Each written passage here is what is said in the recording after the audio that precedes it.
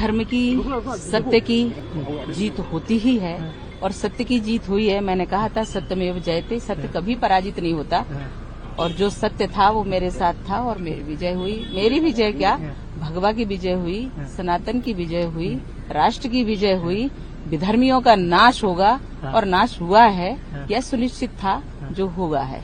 Ma'am 17 साल लगे इस पूरे चीज को, बहुत कुछ झेला, बहुत कुछ कष्ट सहा, बहुत कुछ किया, लेकिन देश के लिए जो भी कर सकते हैं करूंगी, किया है और आगे भी करती रहूंगी।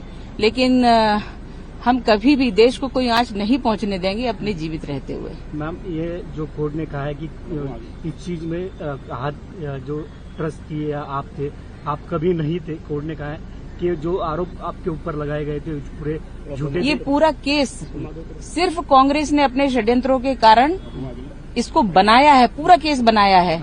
और जब कोई चीज बनावटी होती है तो उसमें आधार नहीं होता और इसलिए इस केस का कोई आधार नहीं था। तो विपक्ष जो कांग्रेस ने आरोप किया था उनको क्या कहेंगे? कांग्रेस तो विधर्मी है। कांग्रेस हमेशा आतंकवादियों के लिए रोती है, हमेशा उनको सम्मान सूचक शब्दों से का प्रयोग करती है, जी लगाते हैं, साहब लगा के बात करते हैं। और जब भी हिंदुओं का कोई काम होता है या देश की कोई बात होती है तो इनको विरोध होता है।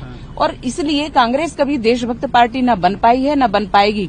इनके ऊपर तो हमेशा ये जो हमारा प्रकरण रहा, ये 17 वर्षों के में इन्होंने जो कष्ट दिए हैं और जो भी कुछ बनाया करा है, जज साहब ने स्पष्ट ऑर्डर दिया है कि उसकी जांच होनी चाहिए और दोषियों को दंड मिलना चाहिए।